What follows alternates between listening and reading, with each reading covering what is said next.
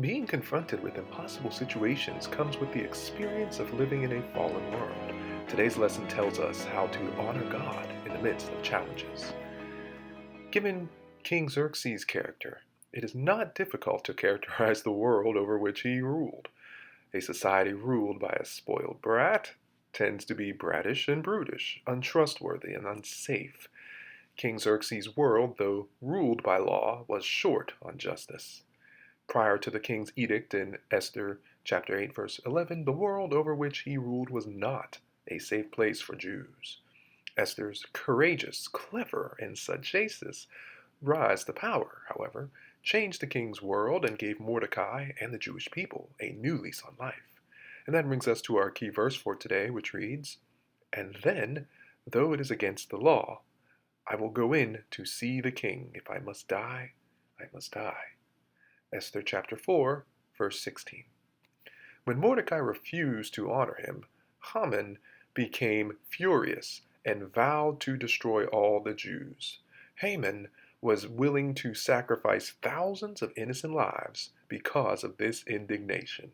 When Mordecai heard of Haman's plan to destroy the Jews because of his refusal to bow down, he went into mourning, along with the other Jews.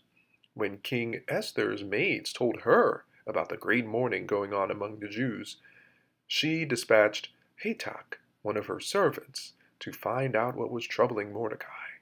In ancient times, written materials were scarce, yet Mordecai had a copy of the king's decree ordering the destruction of all Jews. Mordecai sent Hatach back to Esther with the edict decree explaining the matter. He charged her to intercede with the king, and by using the term her people, Mordecai confirms that being a Jewess, she too would die at the hand of Haman. Persian law stated that entry to see the king was granted by invitation only. Unless the king held out his gold scepter, the death penalty would be enforced upon anyone who entered his presence uninvited. It had been 30 days since the queen had seen the king, and by approaching him uninvited, Esther would be risking her life. Esther was an extraordinary woman. Not only was she beautiful, she was also educated, which was rare for women of that era. Mordecai had educated his younger cousin well, teaching her about her people and what it meant to have faith in God. Mordecai reminded Esther that she should fear judgment from heaven if she attempts to desert her people. It would be the ruin of her and her family. The expression "for such a time as this" alludes to the fact that it was time for Esther to speak out. God had been weaving together the events of her life for his purposes, and it was at this juncture that she could confront her challenge with courage.